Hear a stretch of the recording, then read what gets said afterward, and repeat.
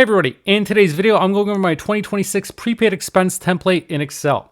With this template, you can track all your prepaids in just a single spreadsheet. On the left-hand side, we've got room for the inputs that you're going to enter for your specific prepaids. And on the right-hand side here, we've got the calculations automatically pulling in based off those inputs. And it's got 5 years worth of data that you can populate here. And if you feel comfortable, you can copy it over for more years. If you need to, you just need to copy the formulas over. So on the left-hand side, we're going to enter all the prepaids we want to track. We've got car insurance here, property tax, and subscription. We've got when these were purchased, when we're beginning amortizing it, the starting balance, the number of periods we're going to amortize for, and this period cost is automatically going to calculate based on the periods and the starting balance. So you do not need to enter this value in here. And now the rest of the schedule fills in based on these inputs. Because nothing began amortizing in January, the first month is going to be February 2026. That was when the car insurance began amortizing. So we've got that starting balance here, the number of periods, 136.36. That's the value in here, and that's going to be the value for every period until it's done amortizing. The property tax begins amortizing in March, so that shows up in there. The subscription begins amortizing in July, and that shows up in there. And July is the first month where we've got all three expenses contributing to our total. And that total shows up here. So this is the total expense for that specific month. Below that, we've also got the running total for the year to date that's been amortized, and that is going to reset at the beginning of each year. So here in 2027, it's back to being the same as the period cost. So every 12 periods, it's going to reset. Now, if you're not starting from January 2026, you've got a different start to your fiscal year, you can just enter that in here in this yellow cell here. That's the purpose of the highlighting, to say that this is an input field, so you can change this if you're starting from a different year or a different month, whatever the case may be. Everything else is going to update based on what you enter here in column H. Now in this row here, we've got a calculated balance, and this is going to calculate what the total value of our prepaids is, less the amortization we've already taken.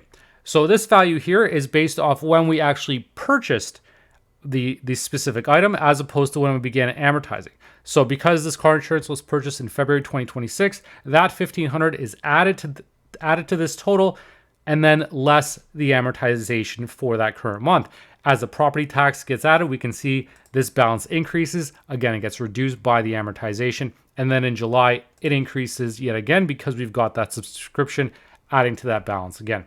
And over time, if we're not adding anything to this, eventually it's going to go to zero as our schedule goes to zero. And then what you can also do is compare this to your actual GL balance. So this row highlighted in yellow, again, this is another input field, so you can manually enter what the value of all your prepaids was on your GL. So let's say we type in 32,000. Once I enter that, I'm going to get a variance of what the difference is between the GL balance that I have input versus the calculated balance. And now we can identify if there are any sort of variances.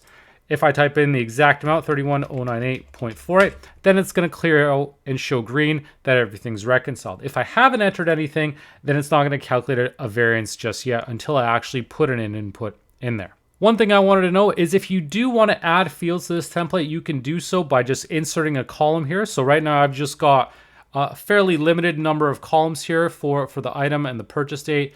But what you could do is insert a column here if you needed to, let's say, add a GL account number to track these specific accounts with a bit more detail. The main reason I didn't, and I'm going to undo this, is just because I've frozen my panes here, with the idea being that I can easily scroll left to right and see the values here while still seeing all the important details that I need to see on the left-hand side. If we add too many fields on the left-hand side, then obviously it's going to be fewer fields we can see with those panes frozen. So that's just one thing to keep in mind. You may want to turn off that freezing if in case you do want to add more fields, but that's just the main reason why I don't have more columns on the left-hand side here. And if you also want to add additional items, you can just insert additional rows and then just copy the formulas from the formula section down, just to make sure that the calculations are updating properly.